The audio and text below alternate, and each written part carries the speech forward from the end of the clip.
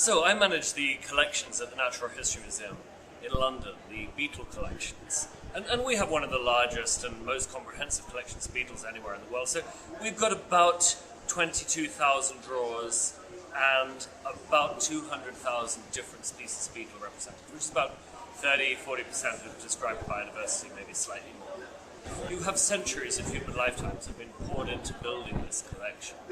And we live on a very biodiverse planet. There are hundreds of species, thousands of species all around us. And for us to not be interested in the other organisms that share the planet with us would be extraordinary. I think that it's part of the human condition to want to know, to want to discover. I think the process of discovery is something which is fundamentally human. We have this archive of biodiversity. And of course, tragically, a lot of the tropical forests are being cut down, a lot of the environment where these things live is being altered. So one can envisage a time in the future when collections like this are where you can go to see biodiversity. It's like making a fossil record, except we can actually influence what goes into the fossil record, instead of, if you look at the Jurassic fossil record, it's an entirely random process of what gets preserved and what doesn't.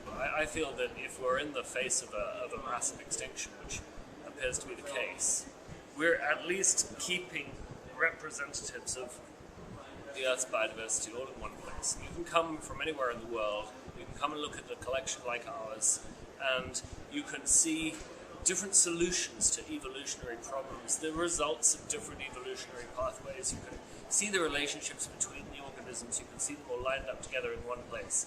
And that combined information is a very, very powerful tool for answering all kinds of questions, and questions that we don't even know yet, as well as questions that we don't even know we want to ask.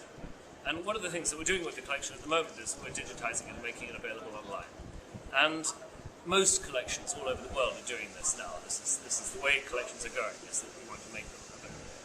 Now, from a practical point of view, this is very important because you've got people in countries which can't afford to come to London. London's a very expensive city. It's a long way away from most of the most biodiverse places. And it means that people in those countries can get on the internet, as long as they've got an internet connection, and they can see any types that were collected from their country. They can see a good snapshot of their biodiversity. They can identify their specimens by comparison with photographs, things like that. So there's that purely practical point of view. But there's also the fact that every specimen has got labels on it saying who collected it, when it was collected, what it was doing. And there are 10 million beetles in our collection, probably 8 to 10 million beetles. And every one of those has got a label, and every label's got 4 or 5 lines of text. So there's nobody living who's read all those labels. I mean, I've probably spent more time looking at that collection than anybody else alive, or at least anybody else who's still working. And I haven't read probably 2% of the labels that are in the collection.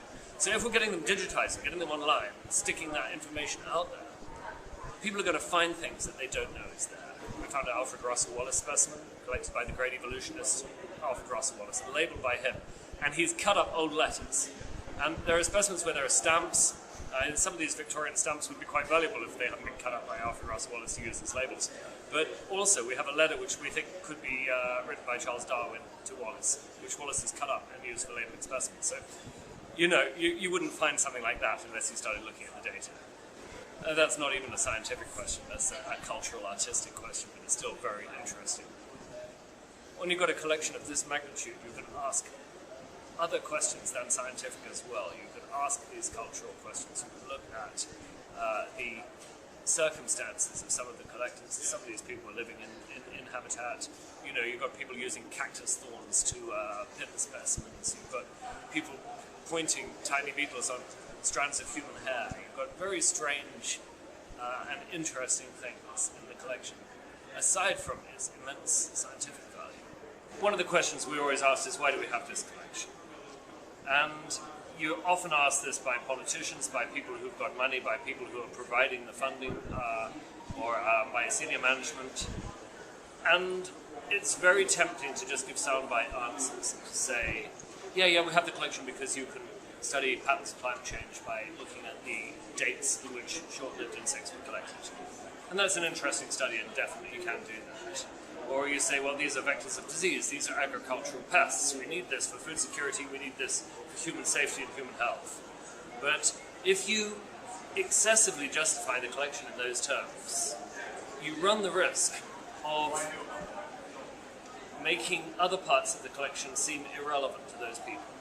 I think that's a very, very great risk. I mean, the collection is useful because it's comprehensive, because it contains as many different taxa as possible. It's as good a snapshot of the biodiversity of the world as we have been able to assemble in 200 years or 300 years of doing this.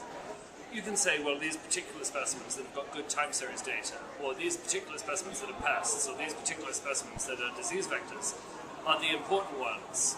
But you are implying, when you do that, that the other specimens are somehow less important. I mean, I think there's just a grave danger in that. I think that because you're picking particular specimens that are relevant to particular current problems of this generation, and giving those some special significance. And one of the things about a collection is that it needs to be developed more or less evenly. You get situations often where you get a curator who's a specialist in one group, and the collection gets really, really well developed in that group, and the rest of it goes to hell in a handbasket. And you get situations where you get management saying this thing is important, that thing is important, and this inference that the rest of it is not important. And then you get the collection developing unevenly. Whereas actually, you want it to be as representative a sample of biodiversity as you can get, because that's where its real use is and its real cultural value is. One of the things I've been thinking about lately is looking at art museums, looking at national monuments. We don't justify those in utilitarian terms. You don't look at Michelangelo's David and say, oh, look, this tells you about human physiology in the early 1500s. You don't, look at Mount Rushmore and say, oh, that's interesting, because we know when that was carved, and we can look at the rates of erosion, we can look at the pollution, we can see whether, there's been acidic rain damage to the stone surfaces.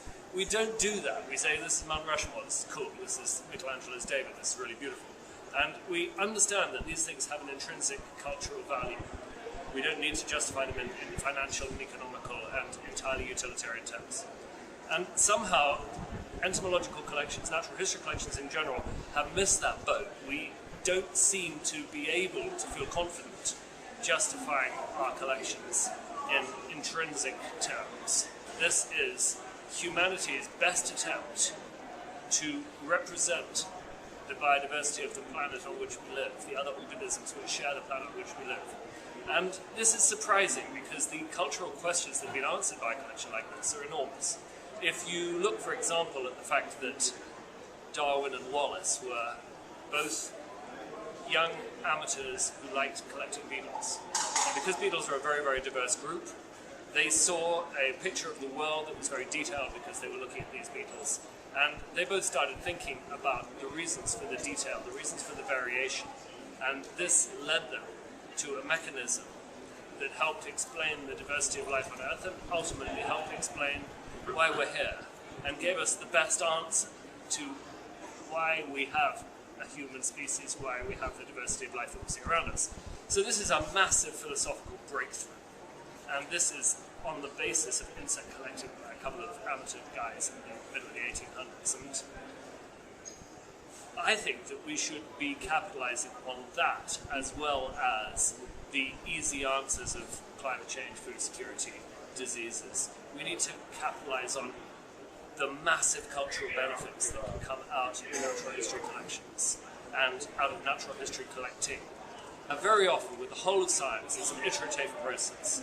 You get something like the splitting of the atom, something like Marie Curie discovering radium, something like Gregor Mendel and inheritance genetics. And at the time when those are discovered, their immediate application is not obvious.